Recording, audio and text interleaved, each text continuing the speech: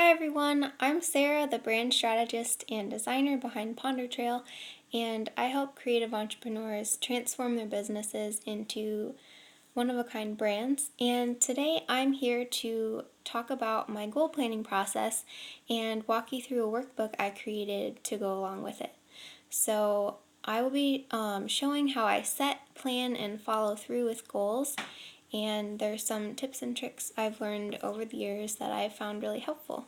So let's jump right in, and this will be a new weekly resource where I do a live weekly chat, and I'm really excited about this. So, first off, I want to just preface this with three things that you should kind of have finished up and solidified before you start setting goals. So, the first one is to know your why for having a business. And this is your personal reason. So, it's kind of why you chose to have this business instead of another business idea or instead of pursuing another job. And it's not something you would list on your website as how you serve your customers and clients and the purpose your business serves them, but it's your personal why. So you really want to know why you're putting all this time and effort into your business in the first place. And the second thing is you want to know your brand's general direction. So have an idea of products or services you want to create and have some sort of outline for your business idea instead of just one random idea you pulled out of the hat. You want some sort of idea of how you're going to make it work. So the third thing is to hone in on a niche and a specialization, and this is what's going to help you stand out in your industry and become a one-of-a-kind business. So that's really important. So those are the three things I always suggest you have in place before starting to set goals. So there's three main sections. So there's the setting goals, planning them out, and then following through. So the first one is setting goals, and this is the first step you want to do is just write out all of your dreams and the goals you can think of, and don't hold back. Just write out everything that you would love to do long term and short term. And so here's a quick look at what mine was last year. It's just like a lot of ideas on paper. I could never do anything close to this in an entire year, but it just helps to get your creativity going and gets you in the mode for planning out goals. The next step you want to do is start to narrow down this year's goals. And this is one of the harder steps because it's hard to figure out exactly how much you can fit into a year. And so there's a few things that I like to do. So, to narrow down what's possible and realistic, first you want to figure out your routine and your schedule and how much time you actually have to dedicate to your business each week. And so to do this, I like to do a time audit and a time block to track my time. This is what I did before I had my routine established and when I was still trying to figure out how much time I had in the week to fit my business in. So first what I did, and you might hear some papers rustling around because I have quite a lot going on behind the scenes to show you. So I have this page in the workbook, which is a time blocking scheduler, and there's these little dots so you can draw boxes around, and this is how I plan out what my week's going to look like. And when you're first starting out, I like to take half of it and just estimate how I would love to plan out my day, the things I would like to fit in and the times I would like to start this and that. And then as you go throughout the day, actually keep track of what does work. because it doesn't always fit exactly how you hoped, because things tend to take longer, at least for me. So I find this really helpful for when I'm creating a new schedule or have a new project going on and I'm trying to figure out how much time I can dedicate to it. So that's one of the pages. And the next thing, once you have that established and you know the number of hours you can fit, then you want to go back to your goals that you are trying to do for this year and plan out the ones from your dream sheet and start to pick ones that you want to get done this year. And see what will really realistically fit with your new time schedule. And another thing that helps with this is to first identify the strategies and steps for each goal and the methods you'll need to follow through. So whether it's marketing, you might need a certain number of customers or clients. List out ways that you can make that goal happen. And then you'll know what it will take to reach that goal, and you can start to take the time that you figured out that you have and apply it to that goal. So see what will realistically fit as you break that goal down in the steps and try to figure out how many different hours each thing will take. Hi, Sarah. So I'm just talking about my goal planning process and talking about some of the strategies that are helpful for figuring out what'll fit in your schedule.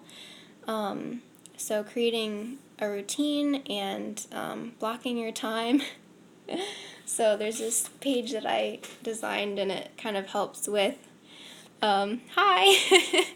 I know it's so weird talking to myself, and like when I'm on these things I'll talk and do the same thing where you talk back and you realize, oh wait, they can't hear me. So this is helpful for figuring out a time blocking schedule and tracking the time that you actually have to dedicate towards your goals. And then that helps you see what will realistically fit. And then to write out all the strategies and steps for each goal and the different methods to see everything, like how much time that goal will actually take, and then you can determine whether it's realistic or not to fit in. And then you also want to establish habits for productivity and time saving. So I have some blog posts on this that I've written out all the different ways that have helped me with productivity. I'll get into this one a little bit more, but this one's really simple. Even in terms of cutting down what you're writing out on a to-do list every day is to have a page with all the stuff you do every day so that all you're doing is checking it off instead of having to write down, like, post to Instagram. So you save time from not listing and rewriting all those steps. This I'll get into when I'm talking a little bit more about following through on goals, but here there's the dates for all the days of the month, and then the different social platforms and tasks, so like Instagram and Pinterest, and it helps you get a really good visual of where you're slacking. So like for me, Twitter hasn't gotten done very much, and because it's a little bit hard to see the holes in, for this is like my marketing goals. So yeah, and then once you have that figured out, you can readjust and rewrite your goals. And then the next step is to pinpoint SMART goals and the strategies behind them. So SMART goals mean they're specific, measurable, actionable, relative, and time-bound. And this makes it an actual goal instead of just a like an idea or something you'd like to get done. It makes it easier to plan out and track. So that's the steps that I have for setting goals. And then you want to transition into planning them all out. So the first so that was kind of like laying out your year and getting the big idea and the strategies down.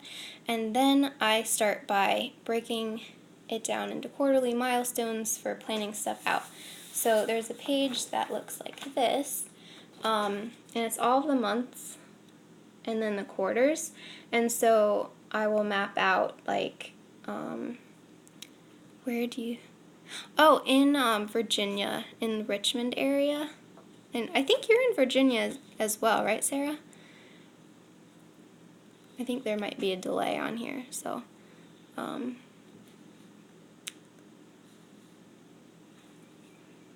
Oh, awesome. Okay, that's really cool. It would be fun to meet up sometime.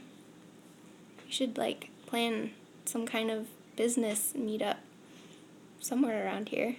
That would be so awesome.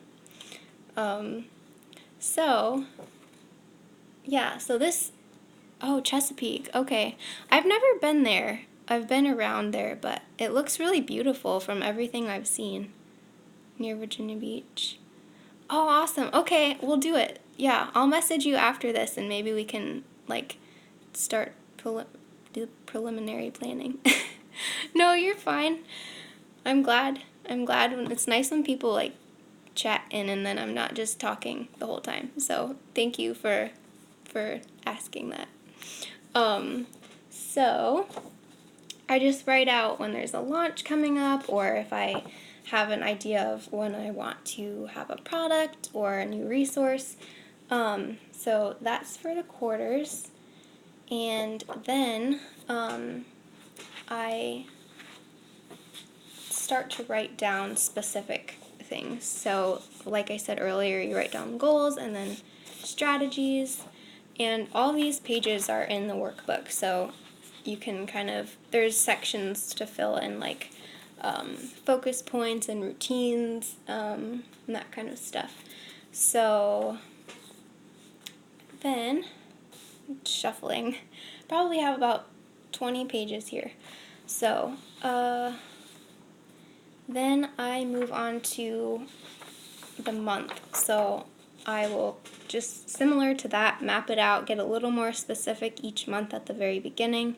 So the quarter kind of helps me get a good idea for that quarter of the year, and then the month I try to focus on one big thing. So maybe it's like marketing, or maybe it's blog, maybe it's working towards a specific launch or something.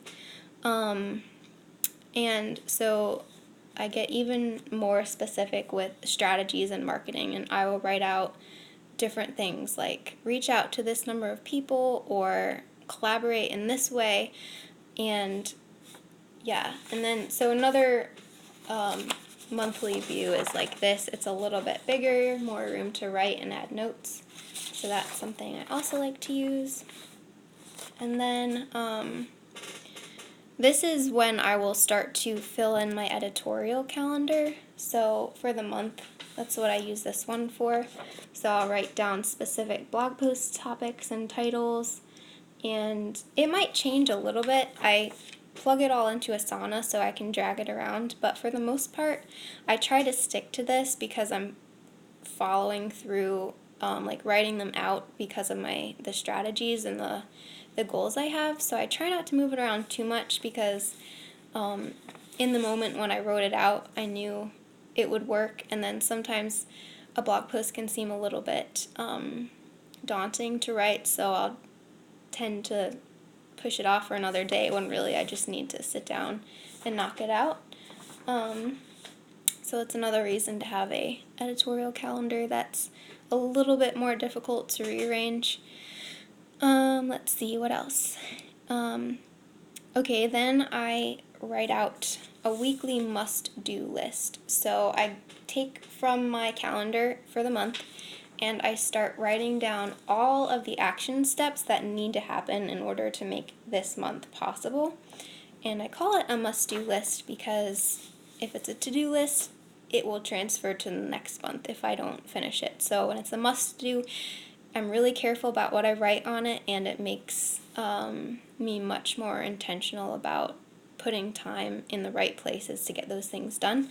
So for the week, I'll write out a list. This page I used a while ago, so I would probably have it a little bit more like long and linear, because I've updated some of these pages since I've been using them, to make them a little bit better. So that's the weekly must-dos. And then once that's in place, it gets really easy because every single day I don't need to figure out what to do. I literally just copy over the next day's work on this page. And this is the page I use the most. So I have the main objective, action tasks, notes, and I'll write out workflow, so like the time and the task.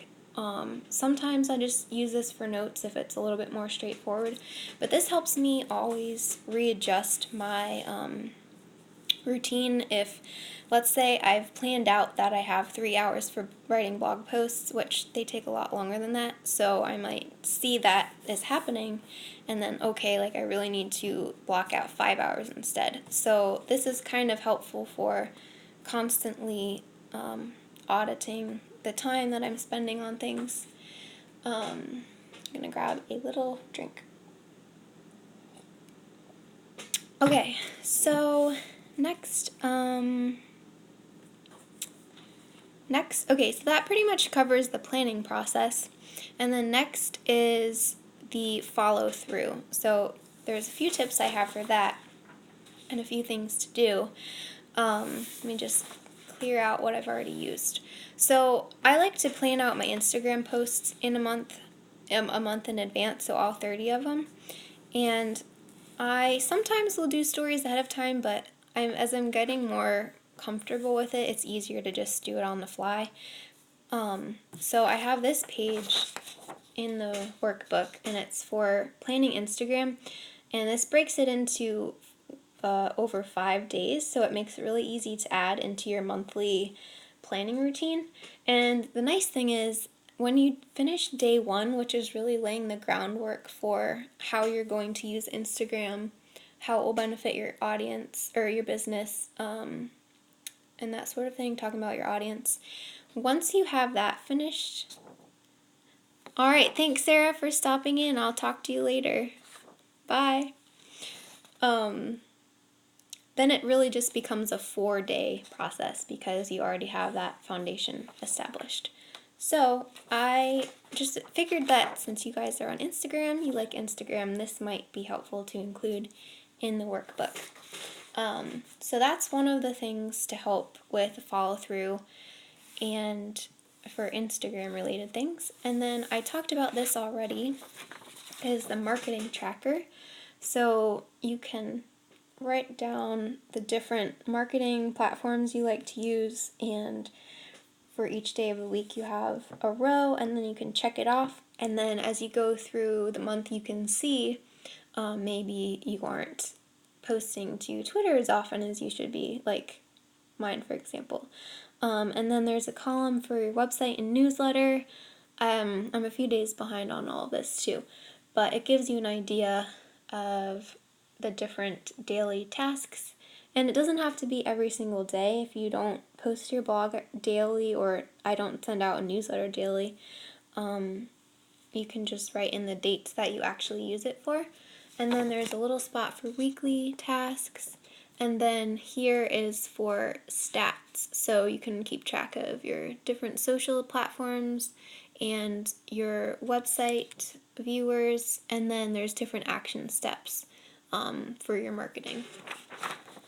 And then this is probably my favorite page of them all in terms of following through, and also it's just fun to use. So I was trying to find a way to get a visualization of how much I was actually staying on track and how much I would get behind. And I didn't want it to be a catch-up game, because I learned in college that if you get behind, you're pretty much going to stay behind in a class. So it's really important to stay on track the whole way through. But sometimes it just doesn't happen, especially with your goals, and while you're learning to set goals and figure out how much you can actually fit. So this is really helpful because each quarter you can write down at the end whether you're ahead, on schedule, or behind. And so that helps you throughout the year. And then this is my favorite part. So each of these leaves represents a week in the month listed above. And so let's say there's a week that you got a lot done, so you would fill in that leaf if you got all of your tasks done, so you're still on track for reaching your goal. But then if there's another week where maybe you didn't get as much done, you can leave that one half filled or even completely empty. And you don't want to start at the bottom and just as you catch up fill them up. You want to leave them empty where you actually got behind. And this gives a really good picture as you go throughout the year of how often you stayed on track and how often you got behind or you didn't get as much done. And so you can go back and look at maybe you were just busy with other things, or maybe you were trying to do everything, you were working really productively, but you still weren't able to reach your goals. So maybe that means you go back and you can look at that leaf and you can look at the corresponding dates on like these planning pages and see, oh, like I can't actually fit that much in. So then you know you can adjust a little bit. So this is something that I created to help me with that. So I think hopefully you'll find it helpful too. And then there's some notes at the bottom. So what are your biggest struggles with staying on track and reaching goals? And what productive habits will help you stay on track? So you can write those out at the beginning or as you go. And yeah, so that's some of those pages that I have in the workbook. There are other ones, but I just wanted to share some of my favorites with you. And so that was the follow through part of setting goals. So I hope this was helpful for you. And let me know if you have any questions at all. I'm always happy to respond, whether it's email or DM. And yeah, so I'm trying to think if there's anything else. I think I covered everything. And I'll be back next week for another episode of this new weekly webinar series. And I will be talking about different topics centered around creative entrepreneurship and sharing tips and tricks and strategies. And I am planning to have them on an actual computer screen so I can share my screen and not have to hold up papers and just make it a little bit easier and create some PowerPoint slides and that kind of thing. So at some point I will probably transition from doing Instagram Live to doing that. I might be able to do them at the same time. We will see. So anyway, I'm Sarah and it was great to meet you and have a great day.